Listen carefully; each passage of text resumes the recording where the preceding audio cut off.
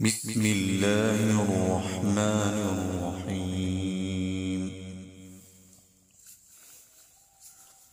الرحمن علم القرآن خلق الإنسان علمه البيان الشمس والقمر بحسبان والنجم والشجر يسجدان والسماء رفعها ووضع الميزان ألا تطغوا في الميزان وأقيموا الوزن بالقسط ولا تخسروا الميزان والأرض وضعها للأنام فيها فاكهة والنخل ذات الأكمام والحب ذو العصف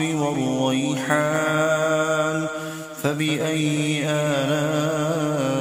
آلاء ربكما تكذبان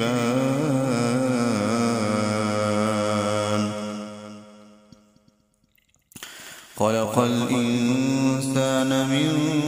صلصال كالفخار وخلق الجان من مارج من نار فبأي آلاء ربكما تكذبان رب المشرقين ورب المغربين فبأي آلاء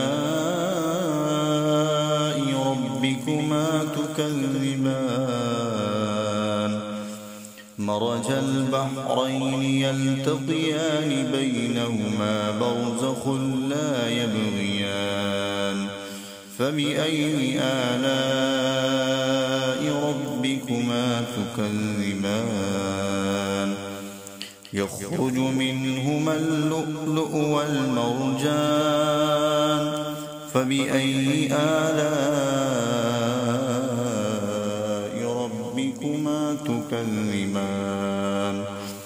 وله الجوار المنشآت في البحر كالأعلام فبأي آلاء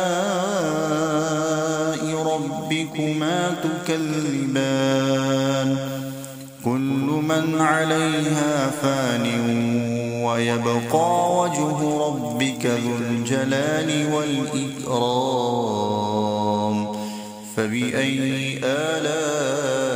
آلاء ربكما تكذبان يسأله من في السماوات والأرض كل يوم هو في شأن فبأي آلاء ربكما تكذبان سنفرغ لكم أيها الثقلان فبأي آلاء ربكما تكذبان يا معشر الجن والإنس إن استطعتم أن تنفذوا من أقطار السماوات والأرض فانفذوا لا تنفذون إلا بسلطان فبأي آلاء ربكما تكذبان يرسل عليكما شواظ من نار ونحاس فلا تنتصران فبأي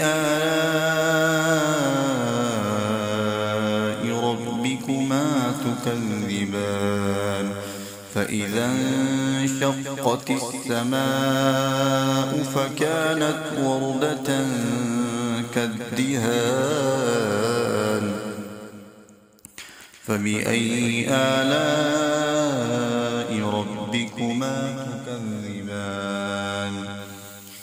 فيومئذ لا يسأل عن ذنبه إنس ولا جان فبأي آلاء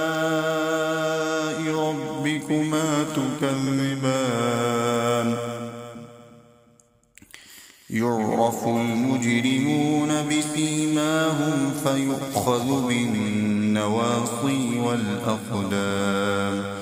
فبأي آلاء ربكما تكذبان هذه جهنم التي يكذب بها المجرمون يطوفون بينها وبين حميم آن فبأي آلاء ربكما تكذبان ولمن خاف مقام ربه جنتان فبأي آلاء ربكما تكذبان ذواتا أفنان فبأي آلاء ربكما تكذبان فيهما عينان تجريان فبأي آلاء ربكما تكذبان فيهما من كل فاكهة زوجان فبأي آلاء ربكما تكذبان متكئين على فرش بطائنها من استبرق وجنى الجنتين دان فبأي آلاء ربكما تكذبان فيهن قاصرات الطرف لم يطمثهن إنس قبلهم ولا جان فبأي آلاء ربكما تكذبان كأنهن الياقوت والمرجان فبأي آلاء ربكما تكذبان هل جزاء الإحسان إلا الإحسان فبأي آلاء ربكما تكذبان ومن دونهما جنتان فبأي آلاء ربكما تكذبان